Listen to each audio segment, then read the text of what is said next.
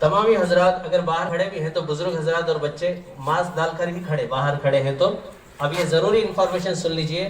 حضرت ابو ہریرہ رضی اللہ تعالیٰ عنہ اس کے راوی ہیں، حضور علیہ السلام نے فرمایا قیامت کے قریب میں بلائیں وبائیں اتریں گی، اور اس وقت سونے والا جاگنے والے سے بہتر ہوگا، جاگنے والا بیٹھنے والے سے بہتر ہوگا، بیٹھنے والا اور کھڑے ہونے والے سے بہتر ہوگا، کھڑے ہونے والا چلنے والے سے بہتر ہوگا، چلنے والا بھاگنے والے سے بہتر ہوگا، دوڑنے والے سے۔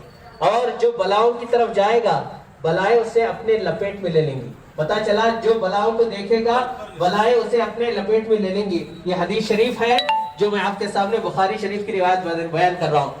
پتا چلا جو پوری دنیا میں اس وقت لاک ڈاؤن کیا جا رہا ہے، بالخصوص انڈیا میں، یہ ہماری صحت کی حفاظت کے لیے ہے کہ بلائیں اس طریقے سے پھیلی ہوئی ہوائیں اگر ہم اپنے بچوں کو لے کے جائیں گے یا بوڑھوں کو باہر نکلنے کے لیے لے کے جائیں گے تو یاد رکھیں ایمیون سسٹم بڑا کمزور ہوتا ہے، اور جن کو پہلے سے کچھ بیماری ہے، صحت خراب ہے، جن کی بی پی ہے، شوگر ہے وغیرہ وغیرہ، اس کو اٹیک کرنے میں زیادہ وقت نہیں لگے گا۔ ایک ایسا جراثیم آیا ہے اللہ کی طرف سے ہے، یہ بلا بھی ہے، آزمائش بھی ہے، عذاب بھی ہے۔ ایسے وقت میں گھروں میں رہ کر اللہ کی عبادت کریں، وضو سے رہیں، پاک صاف رہیں، ہاتھ دھوئیں، ہاتھوں کو کلین رکھیں۔ اگر باہر نکلنا ہی ہے کسی وجہ سے میڈیکل جانا ہے کچھ خریدنے کے لیے تو ماسک لگا کر کوئی نوجوان آدمی کو بھیجیں تاکہ وہ لے کر کے فوراً آ جائیں۔ باہر آ کر پولیس کو بھی پریشان نہ کریں، بچوں کو بتا دیں وہاں جائیں گے باہر جائیں گے، ان کی مار پڑنے سے بہتر ہے کہ آپ ہی دو چار لگا کے گھر میں بٹھائیں۔ اس طریقے سے گھروں کے اندر تسبیح تحلیل میں مصروف رہیں۔ کرونا وائرس کو نارملی نہ لیں، ہمیں ڈرنا نہیں ہے لیکن بچنا ہے، بچنا بہت ضروری ہے۔